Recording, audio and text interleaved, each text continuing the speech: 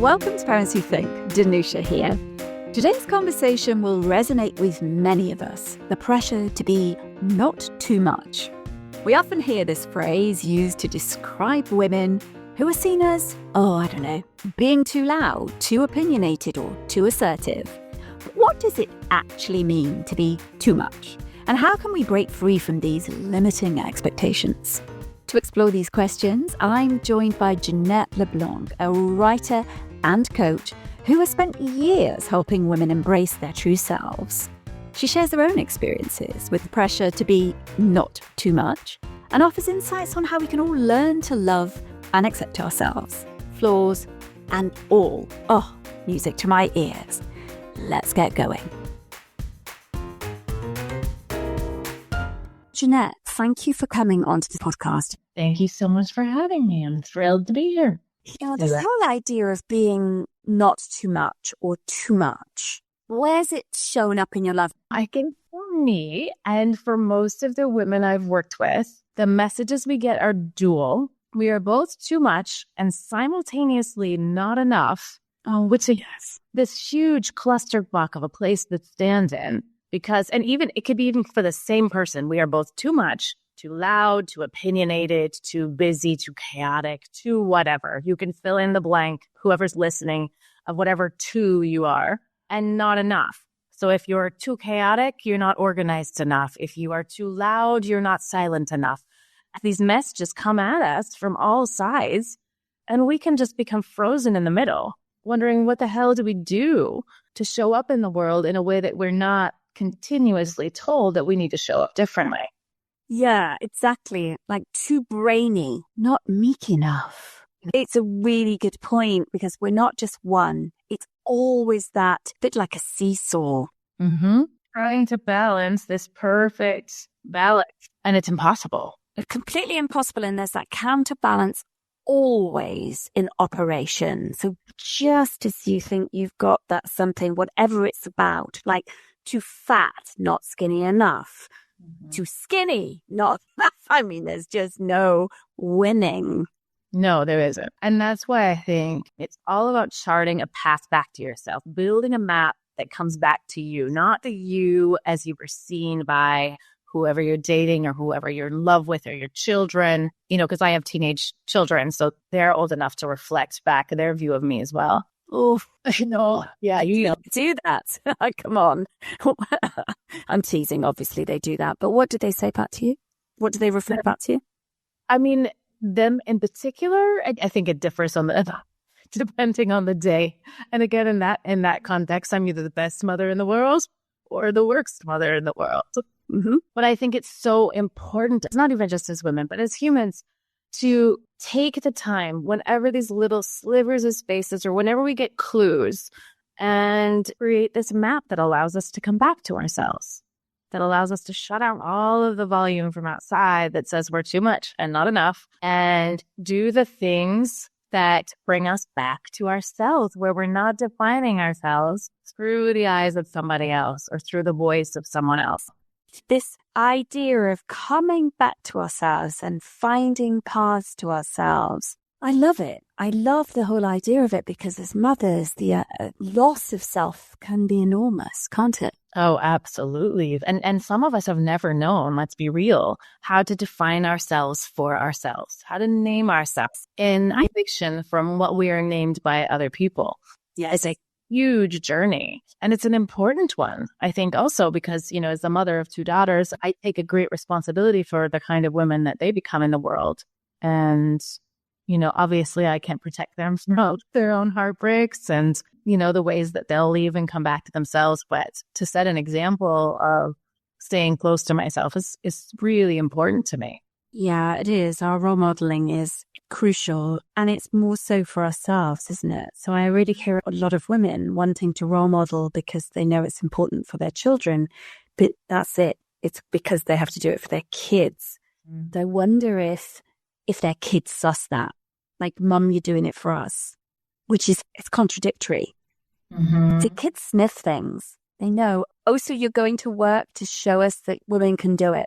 Quite a lot of women say that. Like, I must do this because my children will then learn that women can do work. But if I had my choice, I wouldn't go to work. Like, what? That's a mindfuck to me. It's like, don't do it for your kids. Yeah, it's so important. I think historically, we have been told again and again that it is too much. Number one, for us to be sexual beings with desires that we want fulfilled, that we're going to seek to have fulfilled, unless that look on purpose, unless that looks a certain way that we decided that's acceptable for women to experience and desire. And then there's also, I think, so many times when we see, because women can tear down. And again, I'm always hesitant when I just use the words women, as a queer woman especially. I try to be careful with language around gender, but I do think there's a different experience here. So for female identified humans, we can be vicious to one another. We can be absolutely the most affirming, supportive, hold the most beautiful space. And then you can witness women tearing down other women in just horrific ways, and everything in between.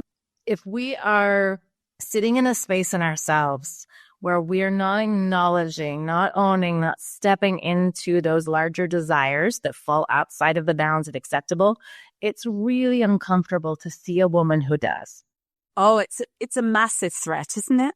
I mean, hugely threat, because if someone else has done this and they have actually taken the time to go into that small voice inside them that's saying, no, there's more. I know there's more. Then it calls into question all of our choices where we haven't done that. So whether it's our best friend or whether it's some celebrity on TV, we can get really uncomfortable because there's a spotlight shined on all the places where we're not being completely honest about the boldness and the loudness and the hedonistic, desire-filled human that lives inside of us. Yeah, that bold, loud, wild girl that might have been in us. Mm-hmm.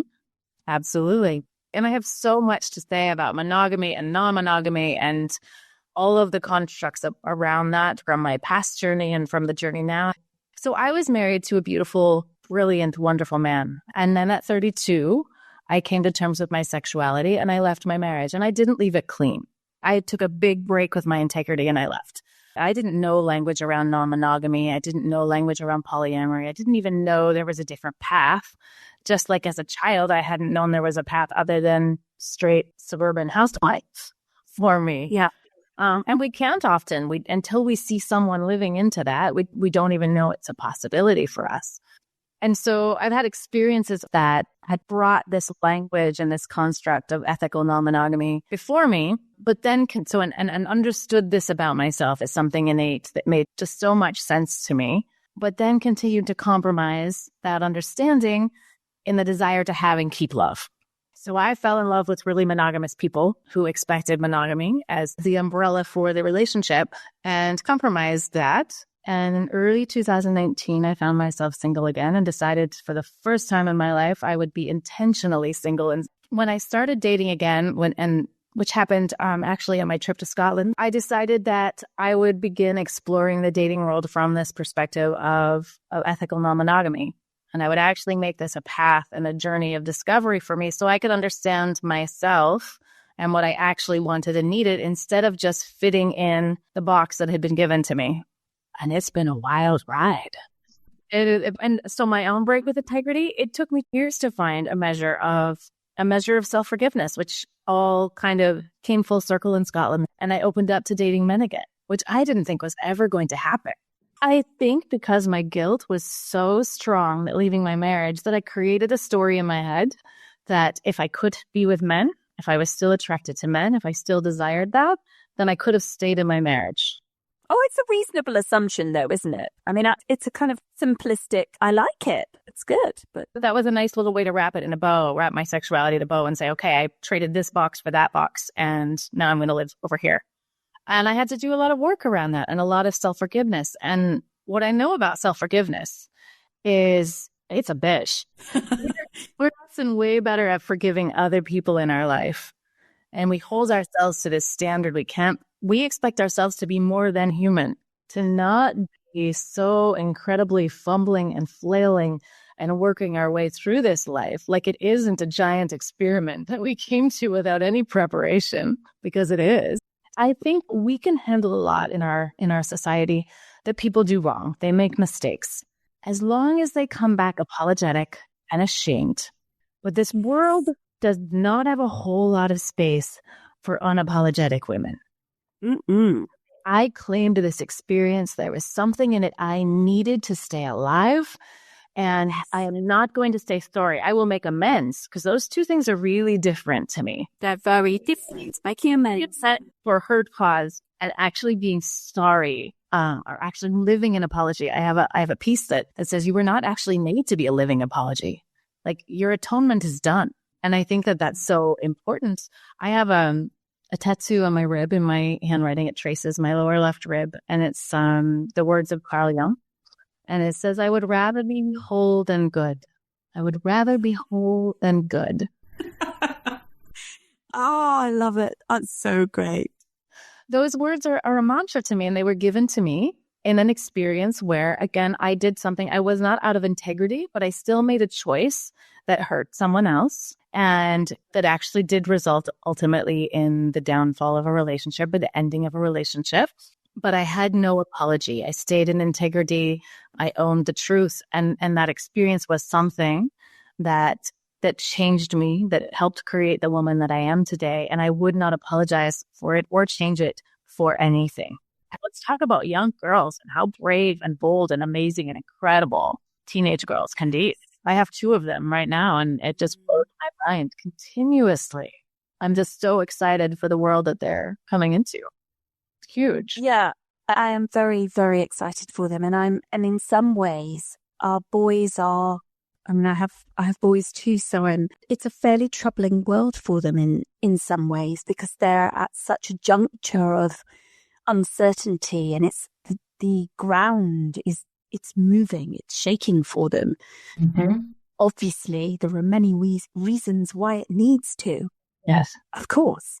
And as a mother of boys, I watch how uncertain they can feel and jostled and confused, as well as arrogantly certain. Well, I think arrogant certainty is kind of a hallmark of teenage life anyway. Yes, of course.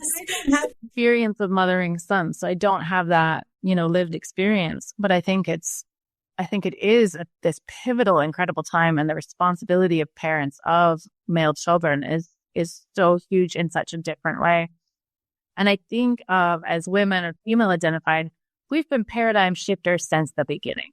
We have stood on unsteady lands from the beginning of time, right? And every shift and every change that we've accomplished, we've had to fight for. And I think for men and boys right now, and I see, because I have some good men in my life, tremendously brave and kind and sensitive men. And I see them grappling with all of these changes, but men have not. Men have had this stable playing, right? Like, very little has shifted in terms of power structure and expectations for hundreds and hundreds of years. So these boys that are coming up in this now, and the men that are ready to take this on, are actually looking at a world whereas women, female identified humans, we're like, okay, we got this. We're used to it changing. Oh God, yeah. Yeah, it's always changed. I think these men and boys on the front lines of this shift don't have the historical or, that genetic memory of how to deal with this unsteady ground. It's a whole new set of skills to learn. So kudos to those who are doing it and stepping in. Absolutely. This has been a truly moving conversation, and I'm deeply grateful. Thank you, Jeanette, for this. All right. Thank you so much for having me. Do you find you get caught up in the not too much trap? I mean, my conversation with Jeanette reminds us that there's strength and beauty in embracing our whole selves, the too much and the not enough, the messy and the magnificent. If you're feeling boxed in, remember Jeanette's words. Unleash your inner hedonist. Embrace your desires and passions. I mean, let's be honest, the world needs your too muchness. Till next time, keep thinking and loving. Take care, everyone.